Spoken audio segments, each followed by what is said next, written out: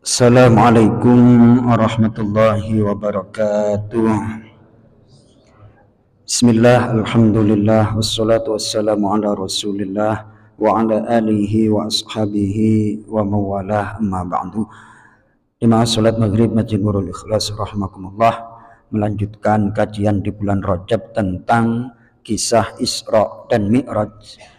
Di dalam tafsir Ibnu Katsir dan dalam beberapa tafsir yang lainnya sangat banyak, bahkan puluhan hadis yang menceritakan tentang Isra Mi'raj.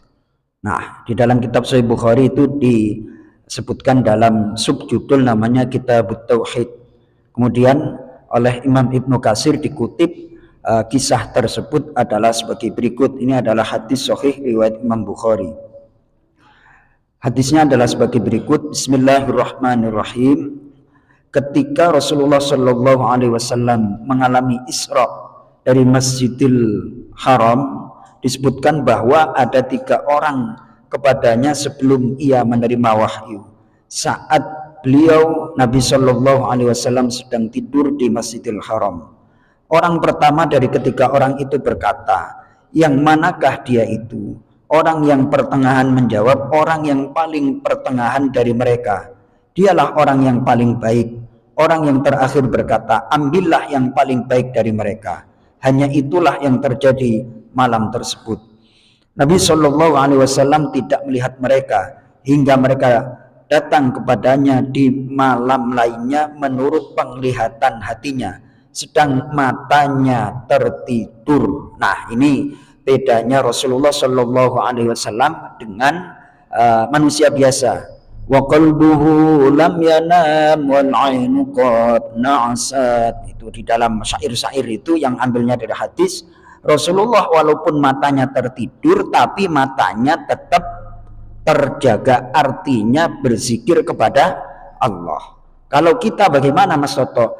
Matanya tidur, hatinya bablas gitu. Itu apa namanya bedanya Rasulullah dengan manusia biasa, yakni kalau walaupun beliau secara lahiriah tidur, hatinya terjaga.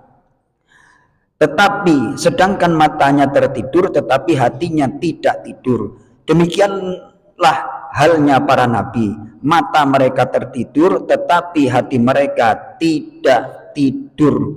Bagaimana istimewanya mereka bisa mengkontrol ketika mata sudah terlelap. Nah, itu makanya para nabi itu adalah diistimewakan karena punya kelebihan-kelebihan. Mereka tidak mengajak beliau bicara, melainkan langsung membawanya, lalu membaringkannya di dekat sumur Zam-Zam. Yang selanjutnya urusan ditangani oleh malaikat Jibril yang ada bersama mereka. Kemudian malaikat Jibril membelah bagian antara tenggorokan sampai bagian ulu hati. Lalu ia mencuci isi dada dan perutnya dengan memakai air Zam-Zam. Nah, di sini disyariatkan pentingnya seorang mukmin untuk mengkonsumsi air Zam-Zam.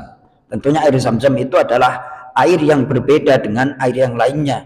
Sebelum minum itu kan biasanya di botol-botol itu ada doa untuk minum sebelum minum air Zam-Zam. Itu kelebihan dari air Zam-Zam.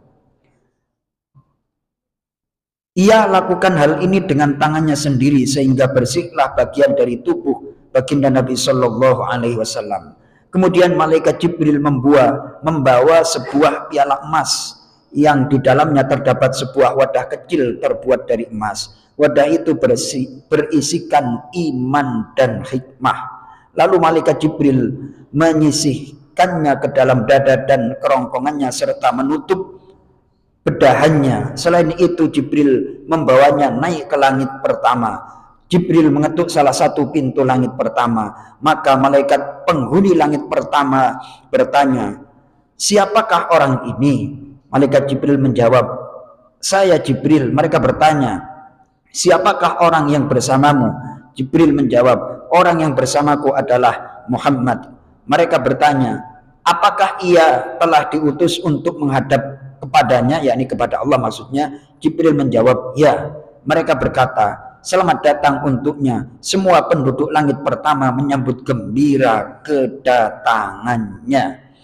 Maka di dalam surah Ad-Dukhan itu ada ayat fama bakat alaihimus sama'u wal ardh wa ma kanu munzirin. Itu orang kalau kafir, orang kalau durhaka kepada Allah, matinya itu tidak ditangisi. Kenapa?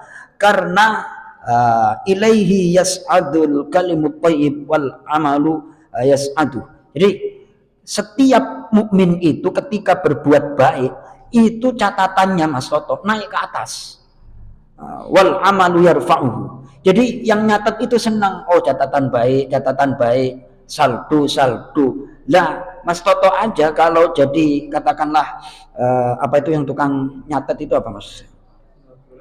Notulen plus apa? Kalau yang dicatat min terus kira-kira sebel apa enggak tuh Pak Pri? Sekarang min, besok min lagi, rapotnya merah lagi, kan mangkel Mas Toto. Nah, malaikat itu, malaikat langit dan bumi itu senang apabila orang mukmin itu melakukan kebaikannya dilaporin.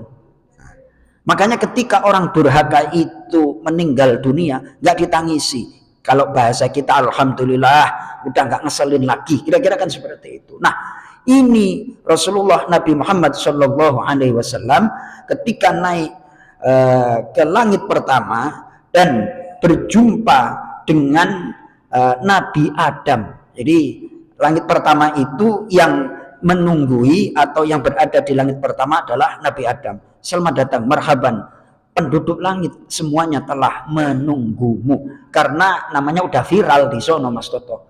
Namanya udah viral di penduduk langit. Jadi bapak-bapak yang dimuliakan Allah jamaah masjid, kita jangan putus asa, kita jangan berkecil hati. Walaupun kita nggak viral, nggak tenar di langit, orang yang sholat tahajud itu viral di penduduk langit.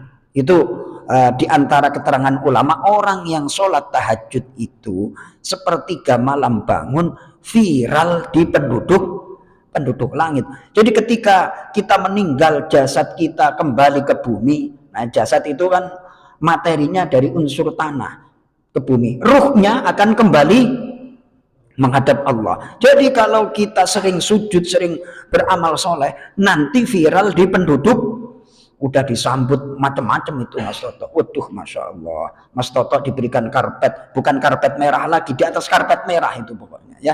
Mudah-mudahan kita senantiasa beriman dan bertakwa kepada Allah Subhanahu wa taala, senantiasa beramal solih dan disambut oleh para malaikat ketika kita menghadap kepada Allah Subhanahu wa taala. Sampai langit pertama dulu, besok kita lanjutkan langit yang kedua. Mudah-mudahan bermanfaat. Assalamualaikum warahmatullahi wabarakatuh.